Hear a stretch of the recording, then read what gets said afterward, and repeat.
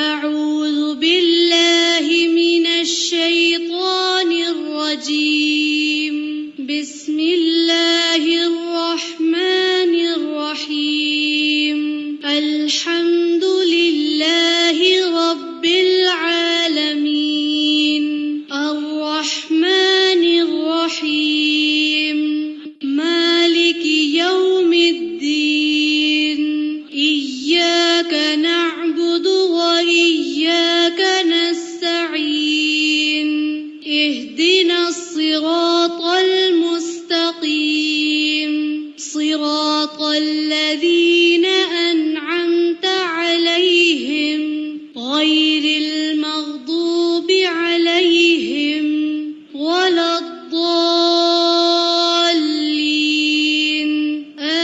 آمين اللهم صل على محمد وعلى آل محمد اللهم صل على محمد وعلى آل محمد اللهم صل على محمد وعلى آل محمد الله أكبر الله أكبر الله أكبر لا إله إلا الله والله أكبر الله أكبر ولله الحمد.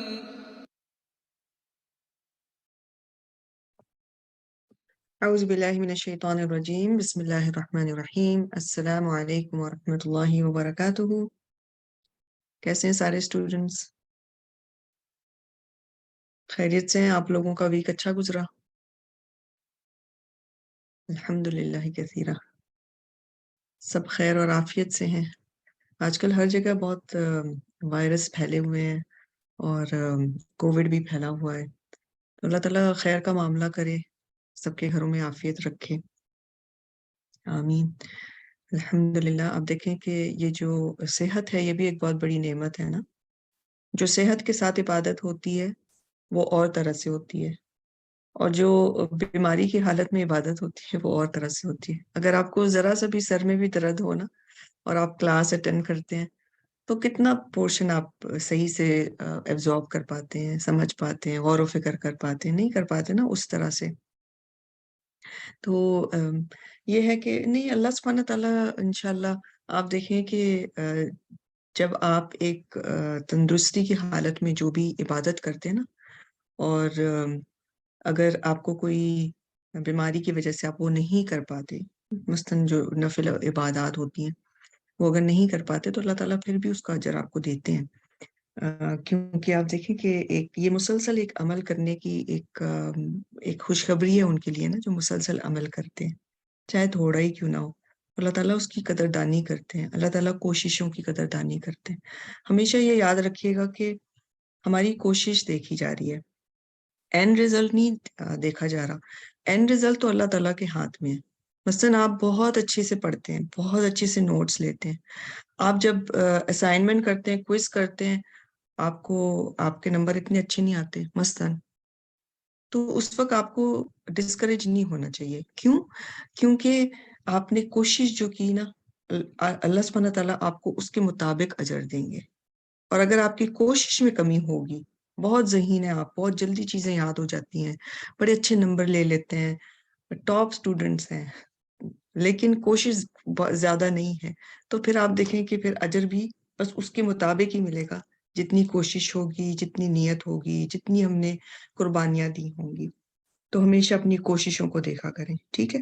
اور جو اینڈ رزلٹ ہے وہ اللہ سبحانہ تعالیٰ کے ہاتھ پر چھوڑ دے کہ اللہ تعالیٰ بہترین اس کا اجر دے. کبھی تو دنیا میں مل جاتا ہے اور کبھی اللہ تعالیٰ اس کو آخرت کے لیے محفوظ کر لیتے ہیں.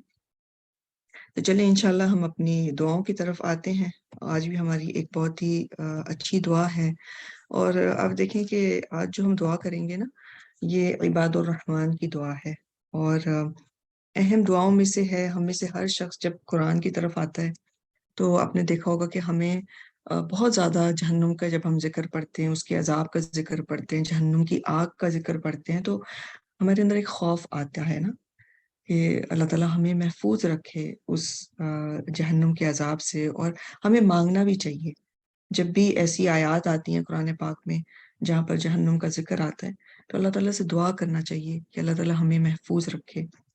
اور ویسے بھی آپ دیکھیں کہ دعاؤں میں ہے نا کہ اگر انسان دن میں 3 بار جنت کا سوال کرتا ہے تو جنت پھر یعنی اس شخص کے لیے دعا کرتی ہے کہ اللہ تعالیٰ سے کہ اس کو جنت میں داخل کر دیں، اور جہنم سے اگر وہ پناہ مانگتا ہے تو پھر اسی طرح سے اس کے لیے دعا کی جاتی ہے کہ وہ اللہ تعالیٰ اس کو محفوظ رکھے جہنم کے عذاب سے۔ تو آج کی بھی جو دعا ہے یہ بہت ہی اہم دعا ہے، انشاءاللہ اس کو ہم دیکھتے ہیں۔ رب اشرح لی صدری ویسر لی امری واحلل عقدۃ من لسانی یفقہوا قولی، آمین۔ آج کی دعا دیکھتے ہیں۔ ربنا اصرف عنا عذاب جہنم ان عذابها كان غراما انها ساءت مستقرا ومقاما۔ اے ہمارے رب، جہنم کے عذاب کو ہم سے پھیر لے، بے شک اس کا عذاب تو جان کو لاگو ہے، بے شک وہ بہت بڑا ٹھکانہ اور مقام ہے۔ اس کا انگلش ٹرانسلیشن دیکھتے ہیں۔ Our Lord, avert from us the punishment of hell. Indeed, its punishment is evil as a settlement and residence. یہاں پر ہم کیا مانگ رہے ہیں؟ اللہ تعالیٰ سے دعا کر رہے ہیں کہ ہمیں جہنم کا عذاب جو جان کو لاگو ہے اور برا ٹھکانہ ہے اور مقام ہے، اس سے اللہ تعالیٰ ہمیں پھیر دے۔ تو بیسکلی جو جہنم کا عذاب ہے نا، اس سے پناہ مانگی جا رہی ہے اس دعا میں۔ اس کا ورڈ ٹو ورڈ ٹرانسلیشن دیکھتے ہیں۔ ربنا، اے ہمارے رب، اسرف پھیر دے، عنا ہم سے، عذاب عذاب، جہنم جہنم کا، ان بے شک، عذابہ عذاب اس کا، کانا ہے، غرامہ لازم ہونے والا، انہا بے شک وہ، ساعت بہت برا ہے، مستقرن ٹھکانہ، و مقامہ اور قیام گاہ۔ یہ جس طرح سے میں نے آپ لوگوں کو بتایا کہ یہ عباد الرحمن کی دعا ہے جو سورہ الفرقان میں آتی ہے، اور اس میں آپ دیکھیں کہ جو دعا جیسے سٹارٹ ہوتی ہے نا، والذین یقولون، یہ عباد الرحمن کے بارے میں کہا جا رہا ہے کہ جو یہ کہتے ہیں، اور پریزنٹ ٹینس یہاں پر استعمال کیا جا رہا ہے کہ یعنی اس کا مطلب کیا ہے کہ وہ یہ دعائیں کرتے رہتے ہیں۔ ایسا نہیں ہے کہ انہوں نے بس ایک بار یہ دعا کر لی اور بس اس پر مطمئن ہو گئے، ان کی یہ دعاؤں میں شامل ہوتی ہے یہ دعا۔ تو ہماری بھی دعا یہ ہونی چاہیے اگر ہم چاہتے ہیں کہ ہم عباد الرحمن کہلائیں۔ اور آپ کو پتہ ہے کتنا بڑا آنر ہے کہ اللہ سبحانہ تعالیٰ اپنے بندوں کو یعنی رحمان کے بندے کہتا ہے۔ ان کے اوصاف اللہ تعالیٰ نے ذکر کیے ہیں سورہ الفرقان میں، اور پھر ان کی دعا کا بھی ذکر کیا ہے، اور ان کی دعا سے ہمیں پتہ چلتا ہے کہ ان کی دعائیں کس فکر میں ہوتی ہیں، آخرت کی فکر میں ہوتی ہیں۔ اور وہ کیا دعا کرتے ہیں؟ ربنا اصرف عنا عذاب جہنم، اے ہمارے رب، جہنم کے عذاب کو ہم سے پھیر دے۔ یعنی وہ کوئی آپ کے ڈائریکشن میں کوئی چیز آ رہی ہے، اس کو آپ اللہ تعالیٰ سے دعا کر رہے ہیں کہ اللہ تعالیٰ اس کو دوسری طرف پھیر دے، یہ ہماری طرف نہ آئے۔ اور یہ کون کہتا ہے؟ آپ دیکھیں، غور کریں، جو جہنم کی شدت کو محسوس کرتا ہے نا، گویا کہ وہ سامنے کھڑی ہے اور وہ اس میں جانے لگا ہے، تو وہی یہ کرتا ہے۔ اور وہ یہ بھی کر رہے ہیں دعا کہ ہمیں اس اسباب سے پھیر دے جو جہنم میں لے جانے کا باعث بنتے ہیں، ہمیں اعمال صالحہ کرنے والا بنا، یعنی ہمیں جہنم کی عذاب سے اور اس دنیا میں اس کے اسباب سے بچا، یعنی قیامت کے دن عذاب سے بچا لے، آگ سے بچا لے جہنم کے، اور اس دنیا میں وہ جو سارے جو کام ہیں، جو گناہ کے کام ہیں، جو اسباب بن جاتے ہیں جہنم کی آگ میں جانے کے لیے، اللہ تعالیٰ ہمیں اس سے بچا، اچھے کاموں کو آسان بنا کر اور برے کاموں کو ہم سے بچا کر۔ اب دیکھیں کہ یہاں سے نا بندہ مومن کا پتہ چلتا ہے کہ وہ اپنے نیک اعمال کے دھوکے میں نہیں رہتا، وہ نیکیاں کرتا ہے لیکن امید کے ساتھ، اس کے اندر خوف بھی ہوتا ہے۔ یعنی آپ دیکھیں، امید نہ ہو تو نیکیاں بھی انسان نہ کر سکے نا، تو اس کے اندر امید بھی ہوتی ہے کہ اللہ تعالیٰ اس کو قبول کرے گا انشاءاللہ، لیکن ایک خوف بھی ہوتا ہے کہ اعمال کی قبولیت کا، اور یہ کہ اب دیکھیے کامل جو عبادت کا حصہ ہے کہ انسان نیکیاں بھی کرے اور ڈرتا بھی رہے ان کی قبولیت کے لیے۔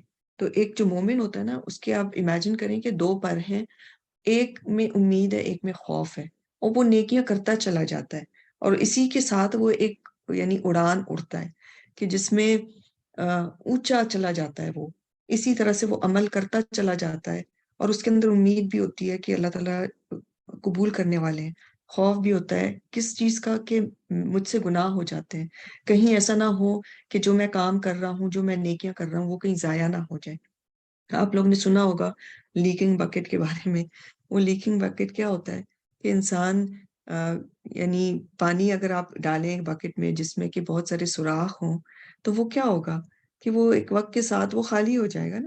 ایک طرف سے آپ پانی بھرتے جا رہے ہیں، دوسری طرف سے وہ پانی بہتا چلا جا رہا ہے، ان سوراخوں سے وہ گرتا چلا جا رہا ہے، وہ خالی ہوتی جا رہی ہے۔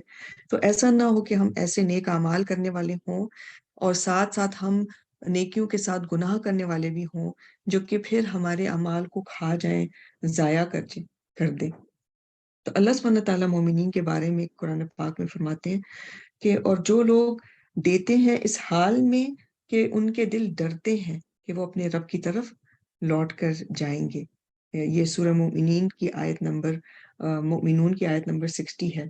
پھر وہ کیا دعا کرتے ہیں؟ ان عذابہا کان غراما، بے شک اس کا عذاب تو جان کو لاگو ہے۔